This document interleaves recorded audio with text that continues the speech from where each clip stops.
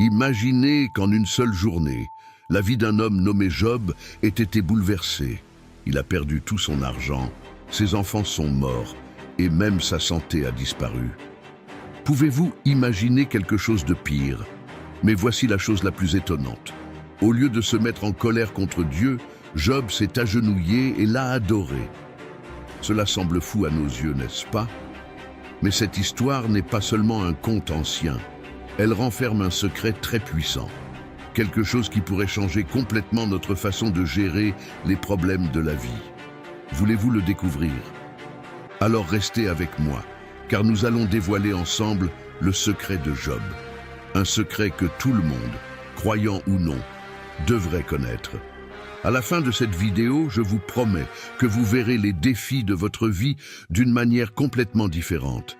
Êtes-vous prêt pour ce voyage? Avant de continuer, veuillez vérifier que vous êtes déjà abonné à la chaîne.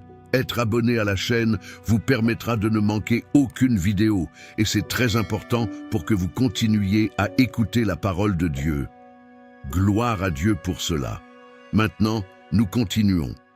Avant d'aborder la partie la plus passionnante de l'histoire, apprenons à mieux connaître Job.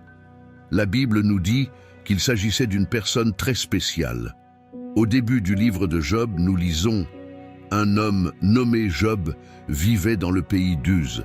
C'était un homme intègre et juste, qui craignait Dieu et s'éloignait du mal. » Job 1:1. Cela signifie que Job était une personne vraiment bonne, quelqu'un que tout le monde admirait. Mais Job n'était pas seulement une bonne personne, il était aussi très riche. La Bible dit qu'il possédait 7000 brebis, 3000 chameaux, 500 bœufs, 500 ânes et de nombreux serviteurs. Job 1:3. Pour vous donner une idée, cela équivaudrait à être millionnaire de nos jours. Job était sans doute l'un des hommes les plus riches de son temps. Et la famille de Job, elle était spéciale. Il avait 7 fils et 3 filles, et ils s'entendaient tous à merveille. Ils aimaient faire la fête ensemble, et Job était un père très attentif. Après chaque fête, il priait pour ses enfants afin de s'assurer qu'ils n'avaient pas fait quelque chose de mal par inadvertance. Job 1:5. Cela montre à quel point il se souciait non seulement du bien-être, mais aussi de l'aspect spirituel de sa famille. En bref, la vie de Job semblait parfaite. Il avait de l'argent, une famille heureuse, le respect de tous et, surtout, il était un ami de Dieu. Rien ne semblait pouvoir aller de travers, n'est-ce pas? Mais l'histoire est sur le point de prendre une tournure surprenante. Un jour, les enfants de Dieu se sont présentés devant le Seigneur et parmi eux se trouvait Satan. Cette réunion céleste était un moment solennel où les serviteurs de Dieu se réunissaient pour rendre des comptes et être guidés. Mais cette fois-ci, la présence de Satan apportait une atmosphère de défi. Dieu, sachant ce que Satan avait en tête, lui demanda directement « D'où viens-tu » Satan répondit avec désinvolture « D'avoir erré sur la terre et de l'avoir foulée ». C'était une déclaration de sa recherche constante d'occasion de causer la destruction et d'éprouver la foi des gens. Le Seigneur dit à Satan « As-tu vu mon serviteur Job ? Il n'y a personne comme lui sur la terre, un homme intègre et droit, qui craint Dieu et s'éloigne du mal. » Dieu connaissait la pureté de Job et le présentait comme un exemple de dévouement et de droiture. Mais Satan, d'un air narquois, met en doute la sincérité de la foi de Job. Job craint-il Dieu sans raison? Ne l'as-tu pas protégé, lui et sa famille, et tout ce qu'il possède? Tu as béni le travail de ses mains, et ses biens se sont multipliés sur la terre. Satan laissait entendre que l'intégrité de Job était superficielle, soutenue uniquement par les bénédictions matérielles qu'il avait reçues. Satan poursuit « Étends ta main et touche à tout ce qu'il possède, et vois s'il ne te maudira pas en face. » Il était sûr qu'en perdant ses biens, Job se retournerait contre Dieu et perdrait la foi. Le Seigneur, confiant dans la fidélité de Job, dit à Satan « Tout ce qu'il a est en ton pouvoir, mais ne touche pas à sa santé. » Dieu permet à Satan de mettre Job à l'épreuve, mais à une condition claire, il ne doit pas toucher à sa santé. Sur ce, Satan s'éloigne de la présence du Seigneur, bien décidé à prouver son point de vue. Ce dialogue céleste n'était pas un simple échange de mots, mais une bataille spirituelle pour l'âme de Job. Dieu connaissait l'intégrité de Job et a permis cette épreuve comme une démonstration de sa foi inébranlable. Satan, quant à lui, y a vu une occasion de démoraliser l'un des serviteurs les plus dévoués de Dieu. Dans les moments qui suivent, Job doit faire face à des pertes inimaginables. Ses troupeaux, ses serviteurs et même ses enfants bien-aimés lui seront enlevés. Cependant, le véritable test ne concernait pas seulement les biens de Job, mais sa capacité à conserver sa foi et son intégrité face à l'adversité la plus extrême. Un jour comme les autres, la vie de Job a été transformée par une série de nouvelles dévastatrices.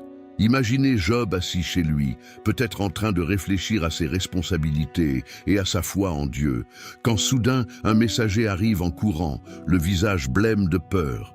Job, pendant que les bœufs labouraient et que les ânes paissaient, les Sabéens sont apparus, ont tout attaqué et ont emmené les animaux. Ils ont tué tous les serviteurs, et moi seul, j'ai réussi à m'échapper pour te raconter. Avant que Job ne puisse comprendre ce qui se passe, un autre messager arrive, désespéré. Le feu est tombé du ciel, Job. Il a brûlé tous les moutons et les serviteurs. Je suis le seul à avoir survécu pour te le raconter. Comme si cela ne suffisait pas, un troisième messager arrive, haletant et les yeux écarquillés. Job, les Chaldéens se sont divisés en 3 groupes et ont attaqué les chameaux. Ils les ont tous pris et ont tué les serviteurs à l'épée. Je suis le seul à avoir réussi à m'échapper pour te le raconter. Job a du mal à croire à tant de mauvaises nouvelles, les unes après les autres. Mais le pire est encore à venir. Un 4e messager arrive, le visage marqué par le chagrin. Vos fils et vos filles étaient en train de festoyer dans la maison du frère aîné, lorsqu'un vent très fort est venu du désert, a frappé les 4 murs de la maison et s'est effondré sur eux. Ils sont tous morts. Et je suis le seul à avoir pu m'échapper pour vous le raconter. Cette terrible nouvelle est arrivée à Job comme un coup après l'autre. Il a tout perdu, ses richesses, ses serviteurs et, plus douloureux encore, ses enfants. La souffrance de Job était inimaginable, une douleur qu'aucun père ne devrait jamais connaître. Mais face à une telle calamité, la réaction de Job est impressionnante. Il s'est levé, a déchiré ses vêtements en signe de deuil, s'est rasé la tête et s'est agenouillé par terre en signe d'adoration. Puis il prononce des paroles qui résonneront à travers les générations. « Je suis sorti nu du ventre de ma mère et j'y retournerai nu. Le Seigneur a donné, le Seigneur a repris. Que le nom du Seigneur soit béni. » Malgré toutes les pertes et l'immense douleur, Job n'a pas péché et n'a pas blâmé Dieu de manière imprudente. Sa foi est restée ferme et son intégrité inébranlable. Il a reconnu que tout ce qu'il avait était un don de Dieu et même dans la perte, il a continué à louer le Créateur. Plus tard, lors d'une autre rencontre céleste, les enfants de Dieu se tenaient à nouveau devant le Seigneur et Satan était à nouveau présent. La tension était palpable, car la foi de Job avait déjà été mise à l'épreuve et confirmée. Mais Satan n'était toujours pas convaincu de la loyauté inébranlable de Job. Dieu, connaissant les intentions de Satan, lui demanda « D'où viens-tu » Et Satan répondit avec la même indifférence, d'avoir erré sur la terre et de l'avoir foulé. C'était le même début que la première rencontre, mais le défi de Satan était sur le point de s'intensifier. Le Seigneur dit à Satan, « As-tu vu mon serviteur Job? Il n'y a personne comme lui sur la terre, un homme intègre et juste qui craint Dieu et se détourne du mal. Il conserve son intégrité, bien que tu m'aies incité à lui faire du mal sans raison. » Dieu souligne l'endurance de Job, même après qu'il ait tout perdu. Satan, toujours à la recherche de moyens pour prouver son point de vue, répond, « Peau pour peau, tout ce qu'un homme possède, il le donnera pour sa vie. Étends ta main, touche ses os et sa chair, et vois s'il ne blasphémera pas contre toi en face. » Satan laissait entendre que, si la souffrance de Job était extérieure, sa foi restait intacte, mais que si sa santé était affectée, il abandonnerait certainement Dieu. Pleinement confiant dans la loyauté de Job, le Seigneur dit à Satan, « D'accord, il est entre tes mains, mais sauve sa vie. Dieu a permis à Satan d'attaquer la santé de Job, mais à une condition claire, sa vie devait être préservée. Satan est sorti déterminé à causer à Job une douleur physique maximale. Cette nouvelle épreuve serait encore plus personnelle et douloureuse, affectant directement le corps de Job.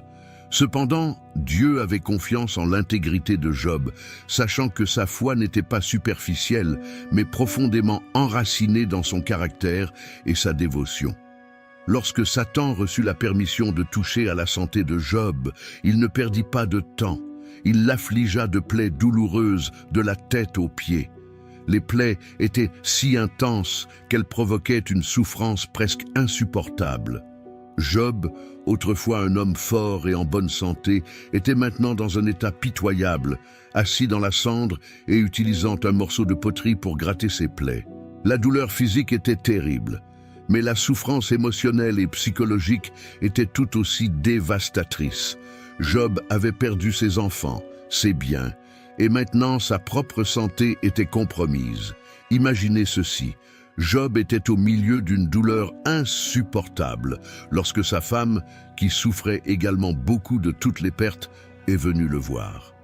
Elle était tellement désespérée de voir son mari dans cet état qu'elle a fini par dire quelque chose qui montrait à quel point elle avait perdu espoir. « As-tu encore ton intégrité ? Maudis Dieu et meurs. » Pour elle, la mort semblait être un soulagement à la souffrance insupportable à laquelle ils étaient tous deux confrontés. Elle ne comprenait pas comment Job pouvait conserver sa foi malgré tant d'adversité et de douleur. Ses paroles reflétaient le désespoir de quelqu'un qui ne voyait plus l'intérêt de continuer à lutter. Mais Job, même au milieu de toute cette angoisse, répond avec fermeté et sagesse « Tu parles comme un insensé. Recevrons-nous le bien de Dieu sans recevoir aussi le mal ?» Il comprend que, tout comme ils ont accepté les bénédictions de Dieu, ils doivent aussi accepter les épreuves. Pour Job, la foi ne dépend pas des circonstances, mais d'une confiance inébranlable en Dieu.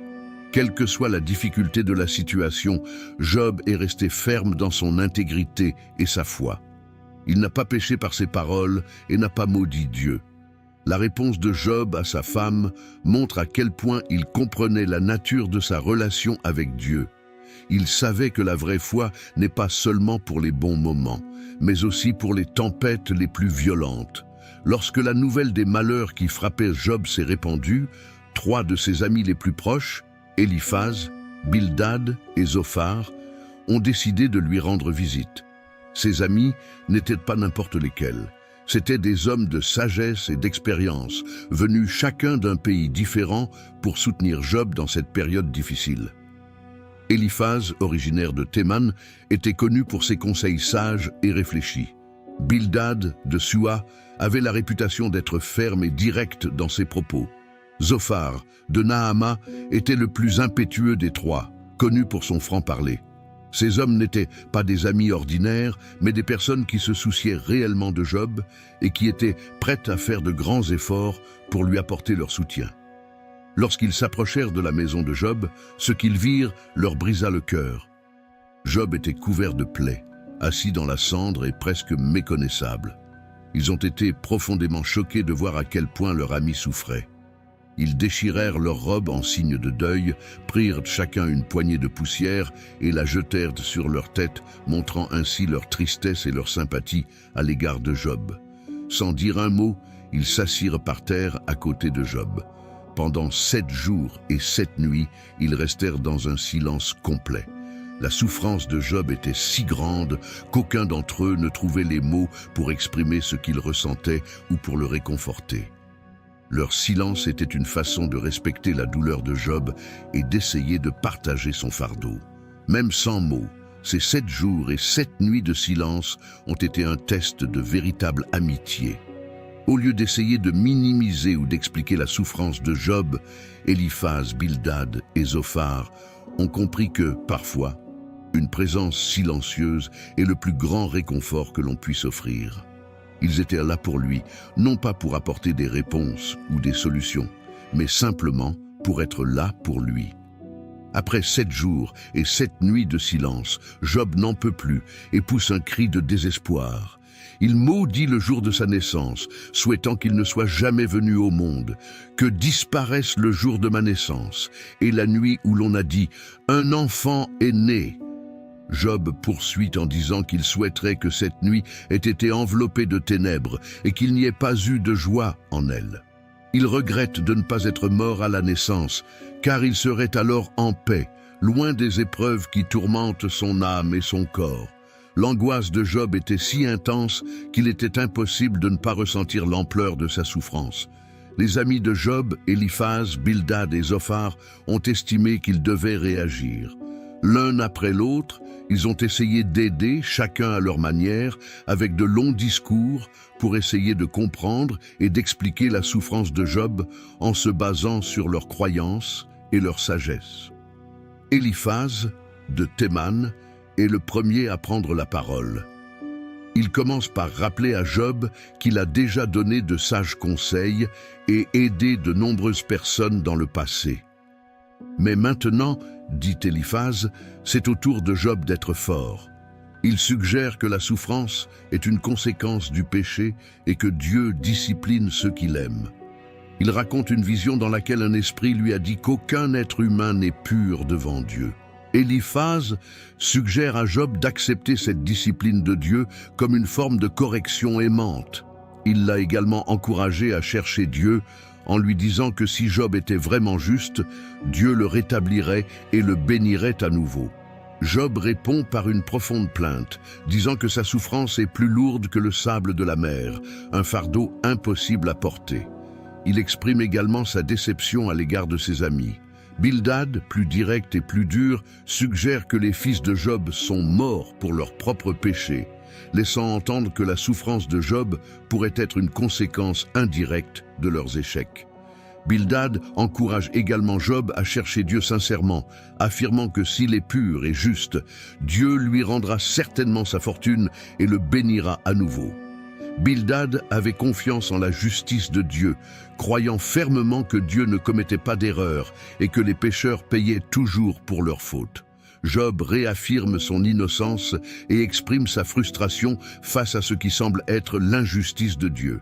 Il se plaint de l'impossibilité de plaider sa cause auprès de Dieu, estimant que personne ne peut être juste devant le Tout-Puissant. Job se demande pourquoi Dieu permet à des innocents de souffrir et réfléchit à la nature de la justice divine. Dans son angoisse, Job exprime à nouveau le souhait de n'être jamais né, se lamentant sur sa propre existence et sur l'absence de réponse à ses souffrances. Il implore Dieu de lui donner une explication, essayant de comprendre le but de tant de souffrances dans sa vie. Zophar, le plus impulsif des amis de Job, n'en peut plus et accuse Job de trop parler et d'être arrogant. Il lui dit qu'en réalité, Dieu est encore plus indulgent avec lui qu'il ne le mérite, insinuant que Job a des péchés cachés qui expliquent toutes ses souffrances. Zophar conseille à Job de se repentir et de se tourner vers Dieu avec sincérité et pureté, lui promettant que s'il le fait, son avenir sera radieux et rétabli. Pour Zophar, la sagesse et la puissance de Dieu sont si grandes que Job ne peut que se soumettre et demander pardon. Job s'est mis en colère contre ses amis, leur reprochant de ne pas comprendre sa situation et de donner des réponses aussi superficielles. Il affirme que la sagesse de Dieu dépasse de loin l'entendement humain et que pourtant il arrive souvent que les méchants prospèrent alors que les justes souffrent. Job réaffirme sa confiance dans la sagesse et la justice de Dieu, mais exprime aussi sa frustration de ne pas pouvoir comprendre la raison de toutes ses souffrances. Il affirme son innocence et demande à pouvoir présenter son cas directement à Dieu. Éliphaz, un autre de ses amis, accuse Job d'impiété, disant que ses paroles sont vides et irrespectueuses. Il affirme que Job sape le respect et la dévotion envers Dieu par ses propos. Éliphaz répète que la souffrance est le résultat du péché et que Dieu punit les méchants. Il décrit les terribles conséquences auxquelles les pécheurs sont confrontés, laissant entendre que Job devrait réfléchir à ses actes et demander le pardon de Dieu. Job répond en déplorant que ses amis soient de piètre consolateur. Il dit que, s'il le pouvait, il présenterait son cas à Dieu et prouverait son innocence. Bildad, un autre ami, insiste sur le fait que les méchants souffrent et sont détruits, suggérant que Job se trouve dans la même situation. Il décrit avec force les terribles destins qui attendent ceux qui pratiquent le mal, suggérant à Job de reconsidérer sa position. Bildad poursuit en affirmant que Dieu est juste et que la souffrance de Job est la conséquence naturelle d'une transgression. Job se plaint que ses amis le traitent injustement et que leurs paroles sont pleines d'insensibilité. Il décrit l'étendue de sa souffrance et le sentiment d'abandon qu'il éprouve à l'égard de ses amis et de Dieu. Malgré cela, Job exprime son espoir en la rédemption divine, déclarant avec conviction « Je sais que mon Rédempteur est vivant et qu'enfin, il se lèvera sur la terre. » C'est une démonstration claire de sa foi inébranlable dans la justice finale de Dieu. Zophar, pour sa part, parle à nouveau du sort des méchants, brossant un tableau sinistre de la destruction qui les attend et laisse entendre que Job est sur la même voie, suggérant que sa souffrance est le reflet de sa méchanceté. Zophar maintient sa position sévère, estimant que Job devrait accepter sa culpabilité et se repentir afin de rechercher la restauration. Job conteste cependant la vision simpliste de ses amis sur la prospérité des méchants, arguant que les méchants ne souffrent pas toujours sur terre. Il a noté que de nombreux méchants vivent longtemps et prospèrent, ce qui contredit les propos de ses amis. Job a souligné que la justice divine n'est pas toujours évidente dans cette vie, et que la souffrance humaine ne peut pas être expliquée de manière aussi simple. Éliphaz accuse Job de divers péchés, tels que l'oppression des pauvres et l'indifférence à l'égard des nécessiteux. Il insiste sur le fait que Job doit se réconcilier avec Dieu, affirmant que s'il le fait, il sera rétabli et béni. Éliphaz poursuit en affirmant que les souffrances de Job sont la conséquence directe de ses péchés et que la repentance est la seule solution. Job exprime son désir de porter sa cause directement devant Dieu, affirmant que, si l'occasion lui en était donnée, il serait justifié. Il s'interroge sur la justice divine, dans la manière dont la souffrance est répartie, notant que de nombreux malfaiteurs restent impunis, alors que les justes souffrent. Bien qu'il ne comprenne pas les voies de Dieu, Job garde confiance en sa propre intégrité et en la justice divine.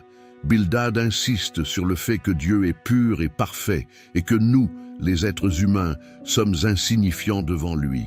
Il a affirmé qu'en comparaison avec la majesté et la sainteté de Dieu, aucun être humain ne pouvait être considéré comme vraiment juste ou pur. Bien que sa réponse ait été brève, il a mis en évidence l'énorme différence entre la perfection divine et nos imperfections humaines. Mais Job ne se tait pas et répond fermement.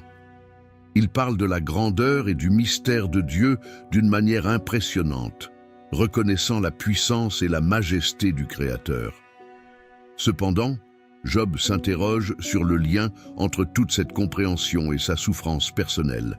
Il réaffirme son innocence avec conviction, défendant que, malgré tout, il est resté juste et fidèle. Job a énuméré ses actions justes et son engagement en faveur de la justice, insistant sur le fait qu'il n'avait commis aucun péché justifiant tant de souffrance. Et avant de continuer, j'ai remarqué que vous n'avez pas encore laissé de like. Il est très important que vous laissiez un like, parce que cela aide YouTube à continuer à recommander ce contenu à de nombreuses personnes. Alors assurez-vous que vous aidez à répandre l'Évangile. Amen. Pendant que Job et ses trois amis discutaient, un jeune homme nommé Élihu, fils de Barachel le Buzite, se tenait silencieux et observait attentivement la situation. Élihu était plus jeune que les autres et, par respect, il s'était tu jusqu'alors. Mais lorsqu'il s'aperçut que les arguments de Job et de ses amis n'aboutissaient à rien, il décida de prendre la parole. Élihu est irrité à la fois contre Job, qui se justifie lui-même au lieu de justifier Dieu, et contre les trois amis, qui ne parviennent pas à réfuter les arguments de Job, mais le condamnent tout de même. Le cœur plein de ferveur, Élihu décide d'intervenir dans la conversation et d'apporter une nouvelle perspective. Élihu a commencé par reconnaître que l'âge et l'expérience sont importants, mais il a souligné que la véritable sagesse vient de Dieu, et pas seulement des anciens. Il a dit qu'il avait attendu patiemment que d'autres s'expriment, mais qu'il estimait maintenant qu'il était temps de partager ses pensées. Élihu a affirmé que Dieu est juste, et que la souffrance peut être une forme de discipline et d'instruction divine. Il a contesté l'idée que la souffrance de Job prouvait son impiété, suggérant que la souffrance pouvait être un moyen d'alerter et de corriger les gens, de les amener à une meilleure compréhension et à une relation plus étroite avec Dieu. Élihu a souligné que Dieu utilise souvent la souffrance pour communiquer avec les gens d'une manière qu'ils ne comprennent peut-être pas immédiatement. Élihu a également affirmé que Dieu est bien plus grand que notre compréhension humaine et que ses voies sont mystérieuses et profondes. Il a défendu la justice de Dieu, insistant sur le fait que Dieu n'agit jamais à tort et qu'il y a toujours un but plus grand derrière ses actions. Élihu a suggéré à Job de se concentrer sur l'apprentissage et la croissance à partir de sa souffrance, plutôt que de remettre en question la justice de Dieu. En poursuivant, Élihu souligne l'importance de l'humilité devant Dieu. Il parle de la grandeur de Dieu qui gouverne le monde avec justice et puissance. Élihu a encouragé Job à reconnaître la sagesse et la justice de Dieu, même lorsque les voies de Dieu semblaient incompréhensibles ou injustes. Il a également souligné l'importance de la repentance et de la soumission à Dieu, encourageant Job à s'humilier devant Dieu et à accepter que la souffrance puisse être une occasion de purification et de croissance spirituelle. Élihu a insisté sur le fait que si Job reconnaissait la grandeur de Dieu et se soumettait à lui, il trouverait le réconfort et la rédemption. À la fin de son discours, Élihu lance un appel passionné à Job et à ses amis pour qu'ils considèrent la grandeur et la sagesse de Dieu. Il leur rappelle que Dieu est juste dans toutes ses actions et que la souffrance peut avoir un but plus grand, souvent au-delà de la compréhension humaine immédiate. Après toutes les conversations entre Job et ses amis, Dieu a finalement parlé à Job, et il l'a fait d'une manière impressionnante, en apparaissant au milieu d'une puissante tempête. Ce moment était grandiose et a tout changé dans l'histoire. Mais au lieu de donner des réponses directes aux questions de Job, Dieu a décidé de le pousser à réfléchir à la grandeur et à la complexité du monde qu'il a créé. Dieu a demandé à Job ce qu'il comprenait vraiment de l'univers et du fonctionnement de Dieu. « Qui es-tu pour remettre en question mes plans par des paroles sans connaissance ?» Dieu a demandé à Job de se préparer en tant qu'homme et de répondre à ces questions, montrant ainsi à quel point la sagesse divine est supérieure à l'entendement humain. Dieu commence par l'interroger sur la création du monde. « Où étais-tu quand j'ai posé les fondements de la terre ? Dis-le-moi si tu sais tant de choses. » Il demande qui a déterminé les mesures de la terre, qui a posé ses fondations et sa pierre angulaire. Dieu souligne l'immensité et la complexité de la création, qui dépasse de loin ce qu'un être humain peut comprendre. Dieu continue d'interpeller Job en lui posant des questions sur les mystères de la nature. « As-tu jamais commandé le matin ou montré à l'aurore où elle doit paraître ?» Il lui demande s'il a déjà exploré les profondeurs de la mer ou marché dans les endroits cachés de l'océan. Dieu lui demande également s'il connaît les trésors de la neige, s'il comprend les étoiles et les constellations, s'il peut contrôler le ciel et la pluie. Dieu a également parlé des animaux et de leur vie mystérieuse. Peux-tu chasser la proie de la lionne ou satisfaire la faim des lionceaux ? Il a décrit la liberté des animaux sauvages, comme le bouquetin et l'âne sauvage, qui vivent sous la garde de Dieu et ne sont pas soumis à la domination de l'homme. Dieu a mentionné l'autruche qui laisse ses œufs sur le sol et le cheval avec sa force et son courage au combat. Chaque créature, avec ses caractéristiques uniques, est un témoignage de la sagesse créatrice de Dieu. Par cette série de questions, Dieu montre à Job combien il est petit par rapport à l'immensité de l'univers et à la profondeur des plans de Dieu. Non seulement Dieu souligne le manque de connaissance de Job, mais il montre aussi que le monde est régi par un ordre et une sagesse divins qui vont bien au-delà de ce que nous pouvons comprendre. Dieu met alors Job au défi d'expliquer et de contrôler de puissantes créatures, telles que le Béhémoth et le Léviathan. Le Béhémoth, une créature énorme et forte, créée par Dieu lui-même, représente la force et la majesté de la création. Le Léviathan, avec sa nature imposante et féroce, est une créature qu'aucun être humain ne peut dompter ou affronter. Dieu a utilisé ces exemples pour montrer qu'il y a des parties de la création qui sont complètement hors de portée et de contrôle de l'homme. Après ce discours majestueux de Dieu, Job a été profondément marqué par la révélation de la grandeur et de la sagesse de Dieu. Dans Job 42, 1, 6, il a répondu au Seigneur avec une humilité renouvelée et une compréhension plus profonde de la nature de Dieu. Job a commencé sa réponse en reconnaissant le pouvoir illimité de Dieu. « Je sais que tu peux tout faire. Aucun de tes plans ne peut être contrarié. » Il a admis qu'il comprenait maintenant que les desseins de Dieu sont insondables et que son pouvoir est absolu. Job a appris que les actions et les plans de Dieu ne peuvent être remis en question ou entravés par aucun être humain. Job a ensuite rappelé les paroles que Dieu avait prononcées. Qui est celui qui parle sans comprendre?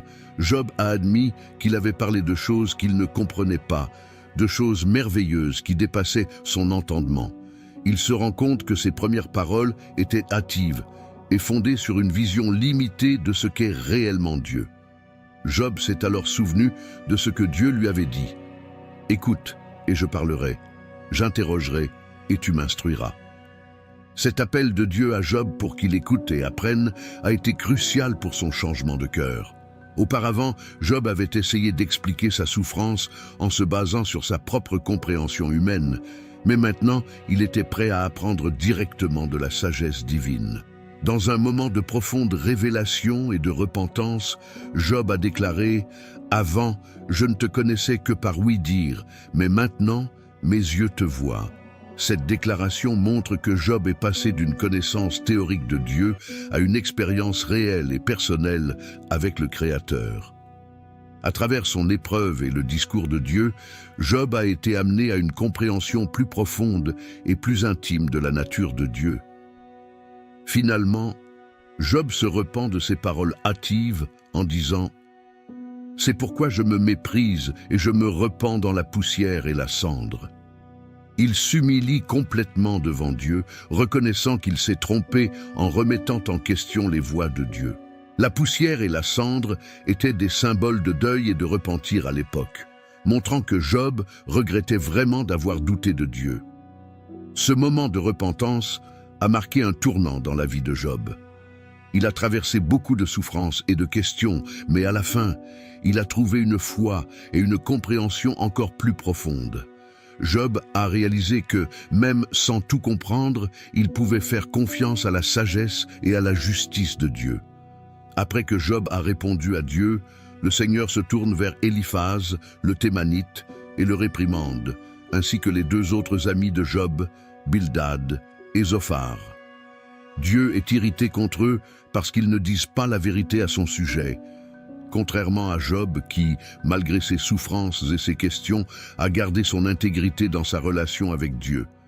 Dieu dit à Éliphaz, « Ma colère s'est enflammée contre toi et contre tes deux amis, parce qu'ils n'ont pas dit la vérité sur moi, comme l'a fait mon serviteur Job. » Cette réprimande de Dieu montre que, même au milieu de la souffrance et de la confusion, l'honnêteté de Job dans sa recherche de réponse valait mieux que les suppositions et les accusations infondées de ses amis. Pour se racheter, Dieu demande aux amis de Job d'offrir des sacrifices. « Prenez maintenant 7 taureaux et 7 béliers, allez vers mon serviteur Job et offrez des holocaustes pour vous. Mon serviteur Job priera pour vous, et je l'exaucerai, afin qu'il ne vous traite pas selon votre folie. » Cet acte de sacrifice et l'intercession de Job étaient nécessaires pour que Dieu pardonne aux amis leurs mauvaises paroles. Éliphaz, Bildad et Zophar ont fait ce que le Seigneur leur avait ordonné et Job a prié pour eux. La prière de Job a été acceptée par Dieu, ce qui montre l'importance du pardon et de la réconciliation. Le fait que Job ait prié pour ceux qui l'accusaient à tort montre la grandeur de son cœur et sa capacité à pardonner. Après tout ce qui s'est passé, Dieu rend à Job tout ce qu'il a reçu, et même le double. Job est devenu plus riche que jamais.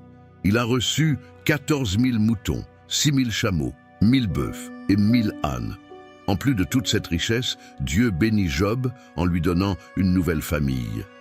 Il eut à nouveau 7 fils et 3 filles. Les filles de Job étaient connues pour leur grande beauté, et il les appela Jemima, Késia et Kéren-Apuk. Et vous savez ce qui est étonnant? Job a donné un héritage à ses filles, ainsi qu'à ses fils, ce qui n'était pas courant à l'époque. Cela montre à quel point il était généreux et traitait tout le monde sur un pied d'égalité. La vie de Job a été longue et pleine de bénédictions. Il a vécu 140 ans de plus après sa restauration et a vu ses enfants, ses petits-enfants et ses arrière-petits-enfants.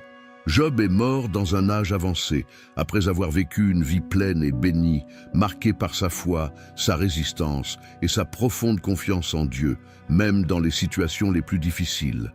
Et savez-vous quel est le grand secret de Job? La vraie foi ne se mesure pas à l'absence de souffrance, mais à la capacité de faire confiance à Dieu, même dans les moments difficiles.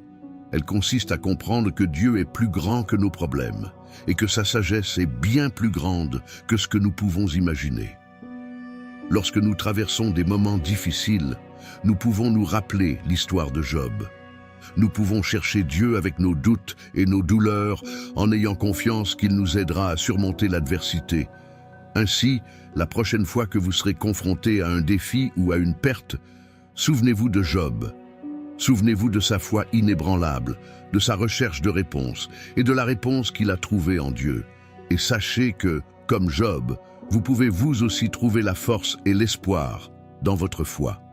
Dieu est avec vous dans chaque situation et il a un plan plus grand pour votre vie, même si nous ne pouvons pas comprendre tout ce qui se passe. Tel est le message puissant de l'histoire de Job. Notre foi peut nous soutenir dans n'importe quelle tempête. Le secret de Job nous montre une vérité profonde.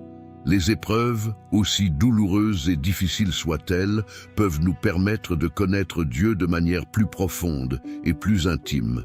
Il remet en question notre tendance à ne voir dans la souffrance que quelque chose de mauvais à éviter. Au contraire, il nous invite à réfléchir à la manière dont les difficultés peuvent être des occasions de grandir spirituellement et de nous transformer en tant qu'êtres humains. L'expérience de Job l'illustre parfaitement. Au début de son épreuve, Job était déjà un homme juste et craignant Dieu, mais sa compréhension de Dieu était encore limitée. À travers le processus douloureux de la perte, de la souffrance et de la remise en question, Job a été amené à une rencontre directe avec Dieu, ce qui a complètement changé sa façon de voir le monde et sa relation avec le Créateur. Il est intéressant de noter que Job n'a pas reçu toutes les réponses qu'il souhaitait. Dieu ne lui a pas expliqué pourquoi il avait tant souffert et n'a pas justifié tout ce qui s'était passé.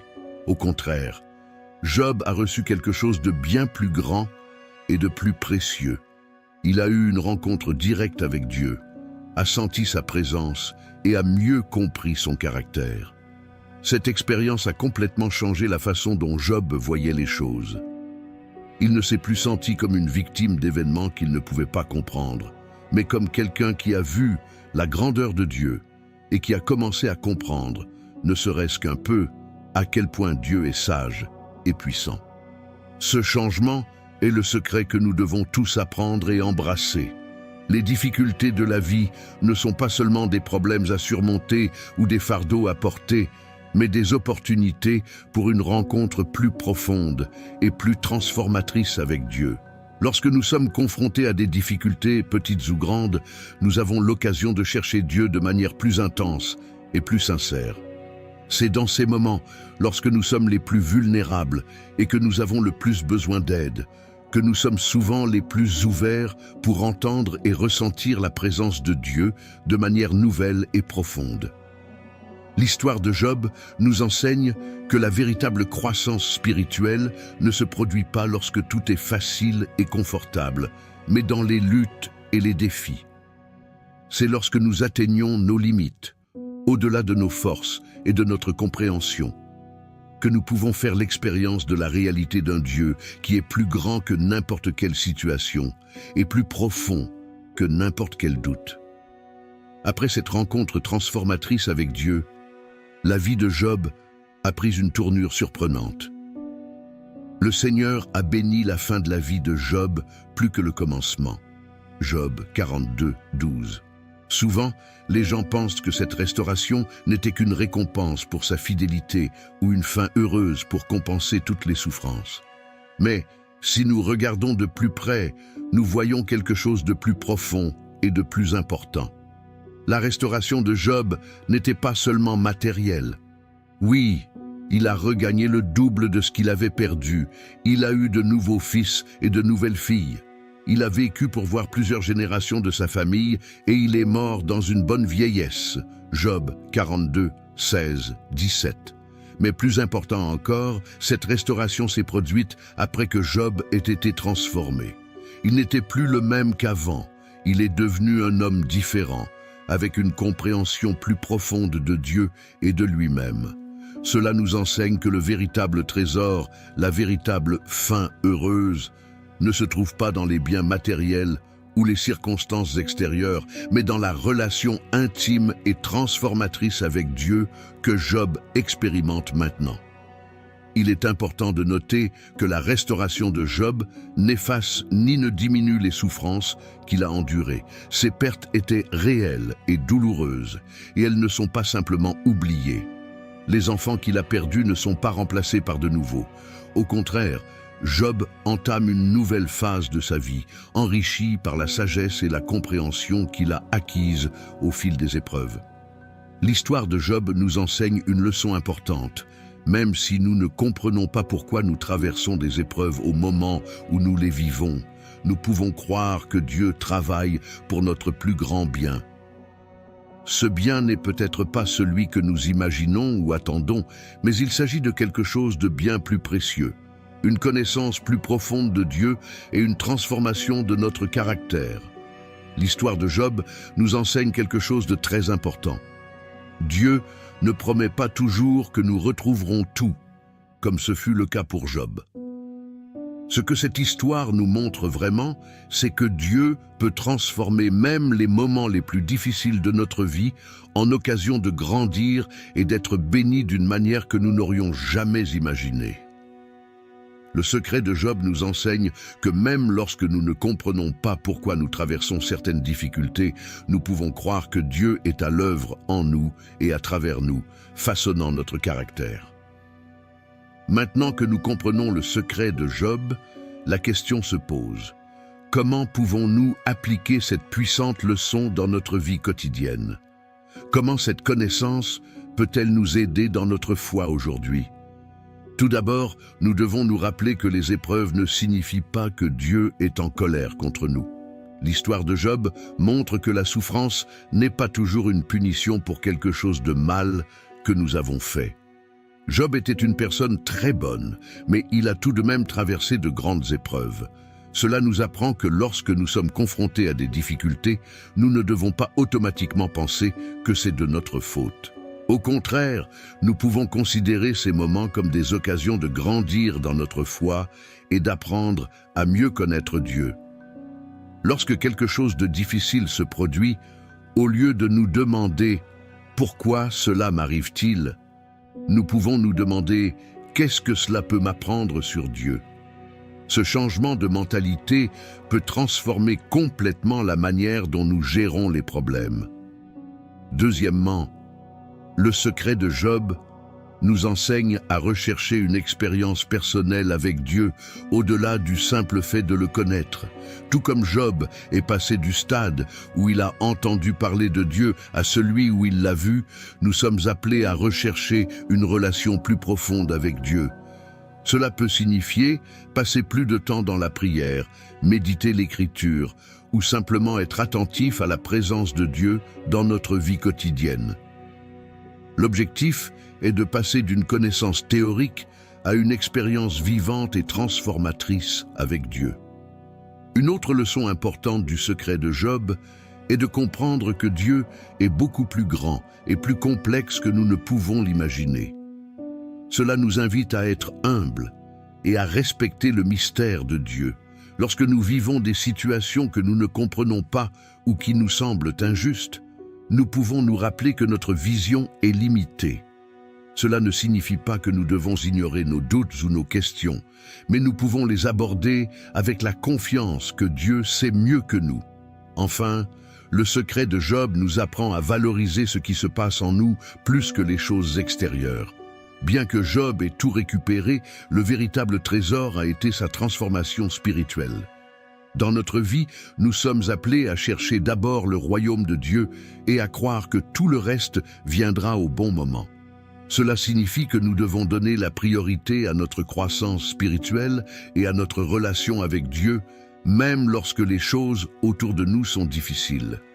Un point crucial du secret de Job, que nous ne pouvons pas oublier, est l'importance de garder la foi, même lorsque tout semble s'écrouler. Tout au long de son épreuve, Job a continué à croire en Dieu, même sans comprendre ce qui se passait. Cette persévérance n'est pas de l'entêtement ou un déni de la souffrance, mais une confiance profonde dans le caractère de Dieu, même quand tout autour de lui semble dire le contraire. L'apôtre Jacques, dans le Nouveau Testament, parle d'une partie très importante de l'histoire de Job. Vous avez entendu parler de la persévérance de Job, et vous avez vu la fin que le Seigneur lui a donnée. Le Seigneur est très compatissant et miséricordieux. Jacques 5, 11. Jacques ne fait pas que louer la force de Job, il nous rappelle combien il est important de continuer à croire en Dieu, même dans les moments difficiles. La persévérance de Job ne signifie pas qu'il n'a jamais eu de doute ou de moments de désespoir. En fait, le livre de Job montre combien il a souffert et remis Dieu en question. Job n'a pas caché sa douleur ou sa confusion, mais même dans les pires moments, il n'a jamais cessé de croire complètement. Il a continué à chercher Dieu, demandant des réponses et la justice. C'est une leçon importante pour nous tous. La persévérance dans la foi ne signifie pas que nous n'aurons jamais de doutes ou de difficultés, mais que nous continuerons à chercher Dieu, même lorsque nous ne comprenons pas ce qu'il fait. La persévérance de Job nous enseigne également ce qu'est une foi mûre. Une foi qui n'a jamais été mise à l'épreuve peut facilement être ébranlée. Les épreuves, bien que difficiles, ont le pouvoir de renforcer et d'approfondir notre foi. Tout comme l'or se purifie dans le feu, notre foi devient plus forte et plus pure à travers les difficultés que nous rencontrons. Pierre l'explique dans sa première lettre. « C'est pourquoi vous vous réjouissez, même s'il vous faut, pour un peu de temps, subir diverses épreuves. C'est pour que la foi que vous avez, plus précieuse que l'or, qui périt même s'il est affiné par le feu, soit éprouvée comme authentique et aboutisse à la louange, à la gloire et à l'honneur, lorsque Jésus-Christ sera révélé. » 1 Pierre 1, 6, 7.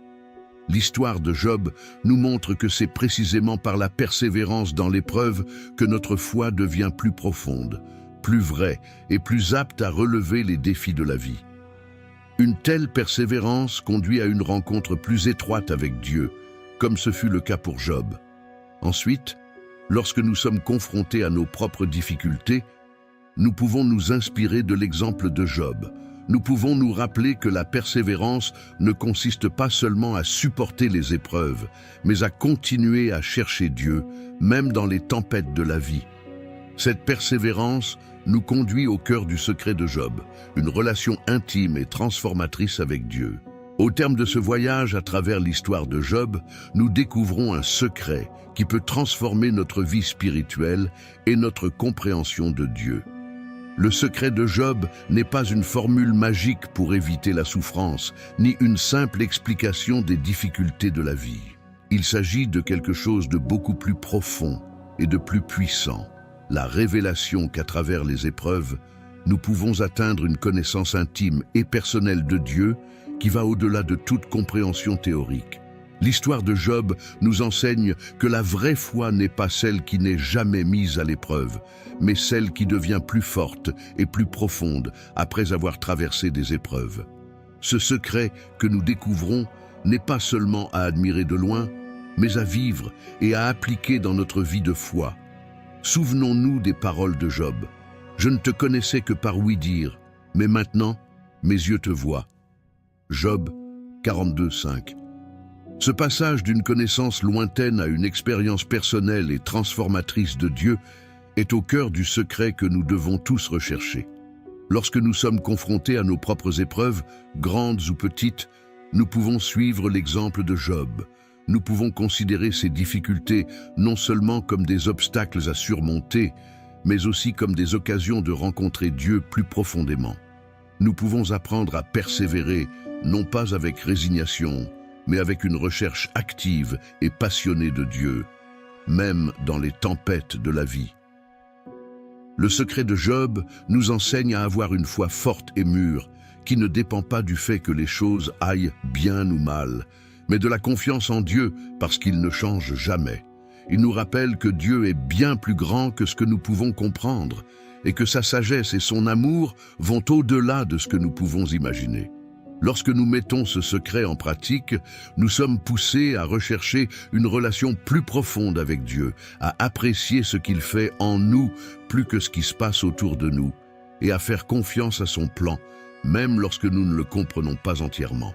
Comme Job, nous pouvons sortir de nos difficultés non seulement avec des choses revenues à la normale, mais aussi véritablement transformées de l'intérieur. Que notre foi soit renforcée, que nous comprenions mieux qui est Dieu et que notre relation avec lui devienne plus étroite. Et à travers nos propres expériences de dépassement et de transformation, puissions-nous montrer aux autres la puissance de cet ancien secret, en les inspirant à rechercher une relation plus vraie et plus profonde avec Dieu. Le secret de Job n'est pas seulement une leçon tirée d'une histoire ancienne, c'est une vérité vivante et puissante qui peut changer notre foi et notre vie. Que chacun d'entre nous embrasse ce secret, en vive et fasse l'expérience de la profonde transformation qu'il promet. Car, en fin de compte, le plus grand trésor n'est pas de vivre sans problème, mais d'avoir la présence constante et transformatrice de Dieu dans nos vies, à tout moment et dans toutes les situations. Merci d'avoir participé à cette étude biblique. N'oubliez pas de vous abonner à la chaîne pour recevoir plus de contenu sur ce sujet. Regardez l'une des vidéos sur votre écran et que Dieu vous bénisse abondamment.